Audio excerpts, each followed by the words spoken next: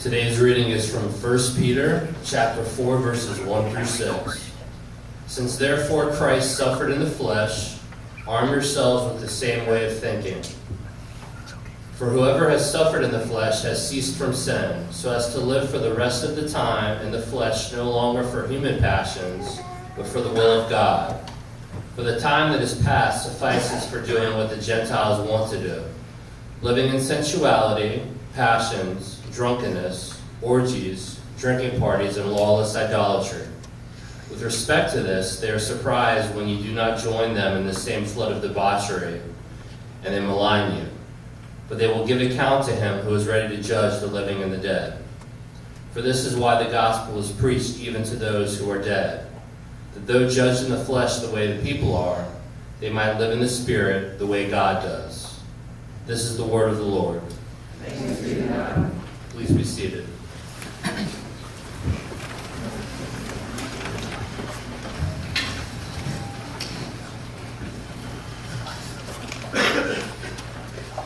So there's a lot of movies that you may go to, and there we go. Sounds like good. There's a lot of movies that you go to that what you see is very unsurprising.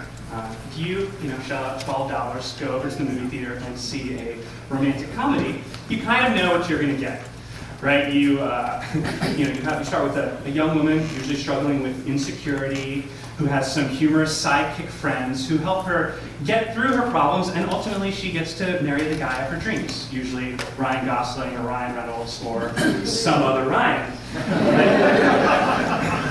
So similarly, today's message is a fairly unsurprising message to hear from church, which is that Peter is going to tell us that sin is bad, and you all need to cut it out. So I guess we're done. Okay, that's a lot quicker than I expected. But it's a little more complicated than that. First of all, I think because this idea of sin has become really problematic. Certainly amongst my millennial generation, but maybe American culture in general, I would say the idea of people's relationship to sin is something like this. Don't hurt anybody else. But as long as you don't do that, what does it matter what you do yourself? The idea of sin, the way we used to think about it, I think people view it the same way we view blue laws. If you've ever lived in a place with blue laws, it's basically these old school laws that are still on the books that just don't make any sense to anybody. Laws like the law in Rhode Island, where it is illegal for a storekeeper on Sunday to sell both a toothbrush and a toothpaste to the same customer. A law like the one in Wyoming, which says it's illegal to take a picture of a rabbit without an official permit from January to April. Or one that I think makes a little bit of sense. In Indiana, it is illegal to ride public transportation or attend a public event within 4 hours of eating garlic or onions. Just curious, And so these are ridiculous laws, and in many places they are just ignored altogether. And I would say, I think this is how we tend to view, or a lot of people tend to view sin, which is don't hurt anybody else, but this idea of sin, this idea of purity, it's just this sort of old-fashioned social convention that we can kind of overlook. And Peter is going to say something very different, where Peter is going to show us that sin is actually deeply problematic. Now, Peter's people, as we've talked about a lot, are exiles. They are living through enormous strain. Maybe many of them have been Christians for a long time and are just getting tired of following him, of having to endure the sacrifices they need to. We know many of them have trouble in their marriages, so maybe that's just starting to wear them down. There are struggles they're having at home with their parents, with their kids, with whoever. We know that they're having struggles with their bosses. They're having trouble in the workplace. Just so many things that are wearing them down, making them exhausted. And Peter is deeply sympathetic. And what he's concerned about is in this moment of exhaustion, they're going to look for something else to fill them, to satisfy them, to relieve them. They're going to look for something other than Christ. And so that is what the concern of sin is here, is it's not just some, outdated social convention that we can all ignore because it doesn't make sense.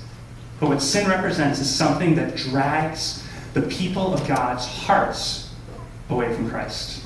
And what Peter's going to do in this passage is he's going to arm the people of God, with the truth and promises of Christ, that even in the most difficult circumstances, which they were certainly enduring, they would not lose faith and they would not fall away from Christ. With that, if we could bow our heads in prayer, please. God, you're good. Your word is amazing. Such a wonderful gift that we have, that we can now turn to, Lord, in our distress, in our trouble, in our struggle, knowing, Lord, that there is truth, there is encouragement, and there is life there for us. In your Son's most holy name, we pray. Amen. So the passage starts off, "Since therefore Christ suffered in the flesh, arm yourselves with the same way of thinking, for whoever has suffered in the flesh has ceased from sin." First off, let me say what this does not mean, which is it does not mean that suffering is a good thing that's immediately going to make you holy. And I should point this out because this is a mistake a lot of Christians have made. There's whole traditions of Christianity that thought if you starve yourself, if you beat yourself, if you go live in a cave somewhere, that you would become more holy. I think, in general, for us, the concern is whenever we try and think that, okay, we want to become more holy, the way to do that is to will. We're going to work hard. And if you've been an athlete, you know that working through pain tends to be the way that you get to be a better athlete, just to be stronger. And the problem is that whenever we try and sanctify ourselves to become more holy through our will, nothing good happens to that. In college, I was convicted of my sin and many other things. And so what I decided to do is I was just like, okay, I'm just going to brute force memorize as much scripture as I possibly can. And so I got through about 400 verses in about 3 months after that. So I really, really worked hard. And what I came to realize after a while is rather than making me closer to Christ, rather than making me better, it just became this thing of pride in my heart that I sort of held above other people. Trying to do it in my own will did not make me a better person, did not make me a better Christian, did not make me closer to Christ. It actually drew me farther away. Not because memorizing scripture is bad, but because I was doing it with my own strength. And so what Peter is saying here when he says that since therefore Christ has suffered in the flesh, arm yourself with the same way of thinking, is he's saying that unjust suffering is the unavoidable result of following Christ. And when we experience that suffering, we are actually to some degree drawing closer to Christ because that is exactly what he himself went through. Now, the people Peter is talking to, these Christians, for them, being a Christian was a serious thing. You could not sort of sit on the fence for them. To be a Christian meant that you were going to suffer in a lot of different ways. What do I mean by this? A few things. First off, the Romans did a lot of things that were just frankly immoral. They had these big gladiatorial combats where people were murdered. And so Christians rightfully said, this is horrible. We're not going to go see those anymore, right? Isn't that the right thing to do, to say, no, we're not going to participate in killing human beings for sport? The problem being that, as we know from our own sporting events, right? Sporting events are patriotic affairs, right? Everyone comes together, hand over the heart, national anthem, all of that. And so when Christians decided to pull away from that, what they were considered is people said that they were traitors to the empire. But they were actually disrespecting Roman culture, the country. They were suspect. They were traitors. Another thing they had to do is, in Rome, religion was sort of a buffet kind of mentality. A little bit from over here, a little bit from over here, a little bit from over there. And the expectation is that you would participate in all of these different religious activities. Christians were notable for saying, no, we will only worship one God. We will only worship Christ. Well, you can imagine how this was received as actually they were referred to as atheists because of that.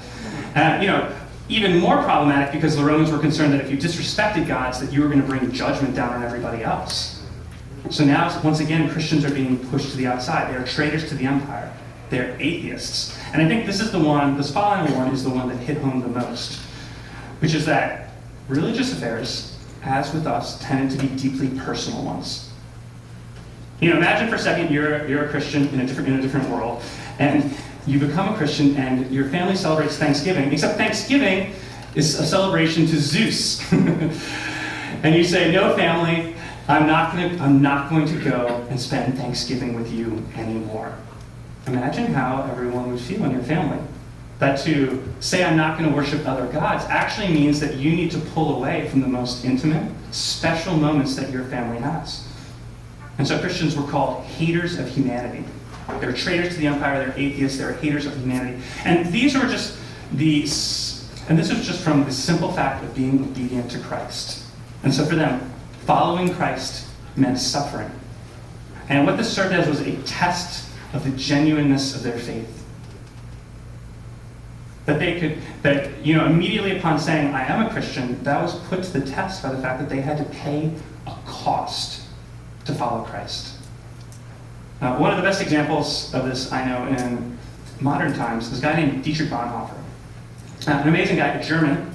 And so he was a pastor in the 30s and 40s. And he came over to America in the 30s, and he just built a really great life here. He was a seminarian at a seminary in New York City, and he became a pastor at a black church there, which was really unique at the time. And he loved it here. But it's at this time that the Nazi Party rose to power in Germany. And the question was posed to Dietrich Bonhoeffer, what does it mean for me to live as a Christian in this moment? And he could have lived a very comfortable life here, right? He was a very smart guy, very well accomplished. And so if he had just stayed in America and written a lot of things, we all would think very well of Dietrich Bonhoeffer. We really would. We would never think less of him. But what he said was, I've come to the conclusion that I made a mistake in coming to America. I must live through this difficult period in the German national history with the people of Germany. I will have no right to participate in the reconstruction of Christian life in Germany after the war if I do not share the trials of this time with my people. And so for Dietrich Bonhoeffer, what that meant, following Christ, was to actually enter into suffering. That became the mark, to some degree, of Christianity in his life. And he furthermore was very critical in many ways of the faith of many Germans, because what he saw was a religion that was on the surface religious. But when it came to this time of trial, where now the Nazi Party was there, and the question was, how is Christianity going to respond to it? He saw a lot of his fellow Germans just saying, okay, whatever, we'll go along. And so what he said is the problem with this is something he called cheap grace. Where he said, cheap grace is the grace we bestow on ourselves. Cheap grace is the preaching of forgiveness without requiring repentance. Baptism without church discipline, communion without confession. Cheap grace is grace without discipleship. Grace without the cross, grace without Jesus Christ, living and incarnate. And this isn't to say that obedience in any way justifies us. Let's just be clear that that is not what this is talking about. What Peter is saying, what Dietrich Bonhoeffer is saying in many ways, that the life of the Christian is to radically be willing and able to endure suffering. Why? Because in that moment we share an identity with Christ. Christ walks through suffering, and so when we endure suffering, we are at that moment incredibly close to him. You think about what the mark of a Christian is. We think you wear a cross. Maybe you get in your car, you have, the Jesus fish on the back. Not the bumper stickers, those are probably too much, but just the Jesus fish, There's any other ways we could say, hey, look, I'm a Christian. This is how I know I'm a Christian. This is how other people I should know I'm a Christian. What Peter's saying, what Bonhoeffer's saying is the best mark of a Christian is, look at your body. Are there scars there? Maybe not literal, maybe for some of us, certainly in modern times, it's more about emotional and personal scars. But that is the sign. A group of people who are willing and able to endure suffering because they know that Christ walks with them. And so Peter says, arm yourself with that knowledge that when you endure suffering, Christ is with you. Christ walks with you because he himself endured suffering. So the second thing that I think Peter really encourages us to is, you go to verse 2, so as to live for the rest of time in the flesh, no longer for human passions, but the will of God. And so now what Peter's coming and saying, hey, look, I know you all are deeply tempted to sort of engage in the activities of the world around you, but there is a danger here. And this word human passions is really interesting. It's a Greek word. It means epithumia. And what it means is two words. It's epi, meaning above, and thumia, which means desires. Now, thumia, desire in Greek, was sort of a welling up, a boiling up, something coming from deep inside you that makes you want something. Picture a hot spring. So in a dormant volcano, there's still magma going underneath, but heat is welling up, and it could heat a spring that then you can sit in, which is nice, great, yeah, it feels good. Now, an epithumia is a very special kind of desire. It is a over-desire, a super desire, something that is, rather than healthy, is really unhealthy. So once again, imagine this hot spring. A hot spring is great, sitting in it. A geyser would not be, right? But if too much comes, and it explodes. And that's sort of what we think of when we come to something like epithumia. Is it's not just a desire, it is an over-desire. It is something that actually begins to take control. For Greeks who valued rationality, this was a concern because it actually made you not be able to think clearly. I think of this really clear example, having worked with college students with the college acceptance process. I think wanting to flourish and getting into a good school and wanting to do the best with your abilities, this is a good desire. It is a thumia. Now, the problem for very many of our young people now is the thumia becomes a epithumia. The desire becomes a super desire, where rather than wanting to get into a good college, they have to get into a good college. And it drives people, I'll say objectively, I think it drives a lot of young people a little crazy. And what you see is that they can never turn off. That every day, every activity, every sporting event, every test is all going towards this one goal of having to get into the right school. Knowing that if you fail a test, your GPA is not going to be good enough anymore. Harvard's not going to want you anymore. And you live in fear. And what do? In your mind, you just start to roll those things over and over and over and over and over again. And I think that's the first mark, really, of what an over-desire really looks like. It could be for something, these desires start for something good. The ones he's about to list is food, drink, sexuality. These are good things. But I think the mark of when it becomes too much, it becomes not just a desire, but a compulsion, is if in your mind, can you turn it off? Let's say, you get to the end of the workday and you're done, can you go home and turn it off? Can you let those things go? Or does your mind just keep stirring over and over and over and over again? What you're doing at work, the conversation you had with the girl you like, whatever it is, can you turn that off or just keep rolling over and over and over again? And I think as we get to verses 3, we see sort of the second aspect of it, which is that it is really a thing of excess. For the time that is past suffices for doing what the Gentiles want to do, living in sensuality, passions, drunkenness, orgies, drinking parties, and lawless idolatry. And the interesting thing about these words is they're not really that descriptive in a lot of ways. And what I mean by that is they just tend to be synonymous with each other. For instance, drunkenness, orgies, and drinking parties all basically mean the same thing.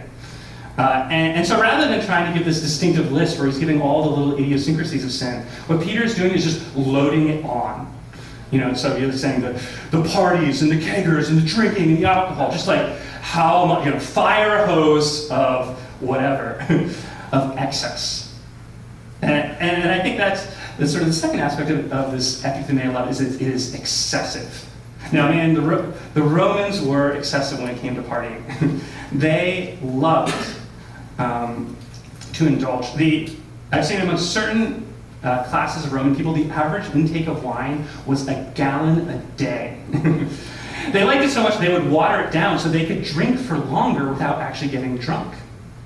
And so they would be able to keep drinking. And in fact, that houses would have certain rooms built so that they could drink.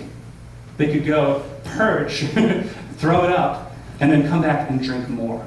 Why? They just wanted to keep drinking, keep drinking, keep drinking. I saw this one story where there was one party that was so crazy that the Roman government responded by, they felt they needed to execute 7,000 people. So the Romans liked to party, right? They were crazy about it. It was excessive. And so when you get to the end of the verse, what's the last thing? Sensuality, passions, drunkenness, orgies, drinking parties, and lawless idolatry. You see, it starts with a desire for alcohol, or partying, or company, or pleasure, or whatever it is. It becomes a compulsion for those things. They do it in excess, and then it actually becomes their religion. The thing they seek to find comfort in, to find joy in. And so I think this is sort of the second question we have to ask ourselves as we think about, do we have over-desires in our own heart? The first being, can we turn it off? The second is, what is growing in our life? The sign of a epithumia, an over-desire, is something that is growing in our heart. That year after year, day after day, we want it more and more and more. So what are you in your life, as you think about it, spending more time on? Sports, work, whatever. And I think that is a very key way of looking and seeing what are we really loving and longing for? What is growing in our hearts? And I think the final piece of this is, it says with verse 4, with respect to this, they are surprised when you do not join them in the same flood of debauchery, and they malign you. And join them isn't strong enough. It actually means run into the flood. And I think you see, once again, the danger of this sin. This isn't just some social convention that can be just say whatever. It doesn't really matter. It's not really that important. What Peter's saying is that this is dangerous. That there is a reason that God is a jealous God. God's not a jealous God because he's insecure. He's a jealous God because he knows that sin is a enslaving thing. A flood is something that you are washed away in. Right? You can't turn it off. It grows and grows and grows in your heart, and what ultimately you become ensnared. It's something that tries to enslave you. And so I think the final trigger, the final sort of sign in epithumia is, if you've ever dealt with addiction or known people who deal with addictions, one of the big things is triggers. And what that means is there are things in our lives that are that become so overwhelming to the person that they immediately launch them into addictive behavior. So, for instance, let's say stress at a job is a trigger.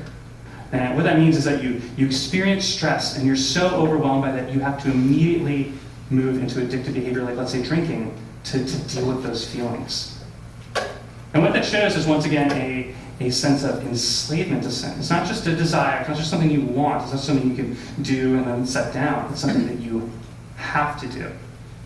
And I think that sort of takes us very much to the third sort of sign of whether we have an epithumia in our heart. First, can we turn it off? Second, is it growing in our heart? Third, how easily are we set off? For instance, if it's idolatry of work, how many emails does it take in our inbox before we're, off to the races as far as going crazy? Like if you get one email, it's like, oh my gosh, I need to check it, I need to jump into work. How quickly are we set off? And so what Peter is arming ourselves here with, is the knowledge and truth that sin is not just an idle thing, it's not just a small thing, it is a dangerous thing. So Peter arms us first, the knowledge that in suffering Christ is with us.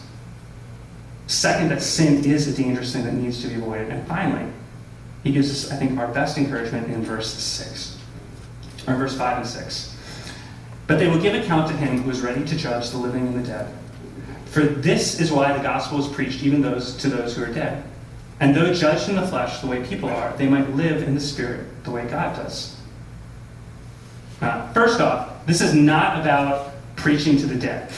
This is not saying that you all should go out to a graveyard right now and preach the gospel and pray for the dead. That is not what it's saying. In fact, that very much misses the point, which we'll talk about in a second. What Peter is saying is, he said, but they will give account to them who is ready to judge the living and the dead. This was an idiom that meant all people. And so what Peter's saying is that Peter's saying this, I know you're struggling. I know you are struggling through persecution. But God is powerful over all things, both now and before. And remember, this is personal for them. When he talks about people mocking them, or being abused, or people dying for their faith, or people standing in front of a courtroom having to give account, they know people who had to do this. Right? They all knew people who had died for their faith. So it is very personal. What Peter is saying is that I know you all know people who have died for their faith, but it's not them who have to give account. Maybe they were judged in this world in the flesh, but in the kingdom, what matters is that we all give account to God. Going back to Dietrich Bonhoeffer for a second. So Bonhoeffer, is in America, and then he returns to Germany to be a voice against the National Socialist regime. In fact, he goes one step farther. He actually participates in a plot to assassinate Hitler. He becomes the contact between the officers who are actually going to kill him and the foreign powers who are supporting it. And sadly, Bonhoeffer's plot is uncovered, and he's actually sent to jail.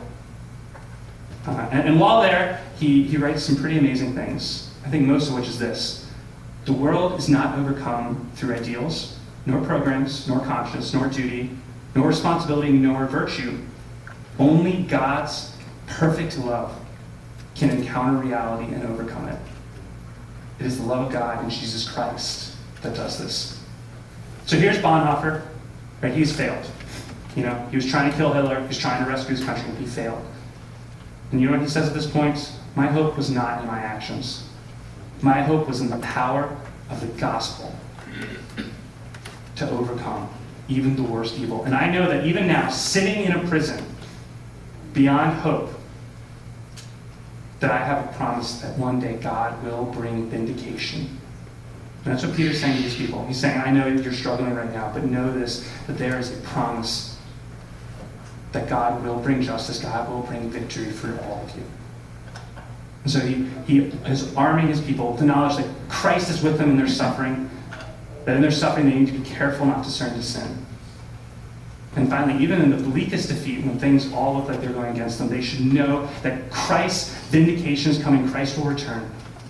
He will bring joy, restoration, and salvation to his people. Would you please pray with me?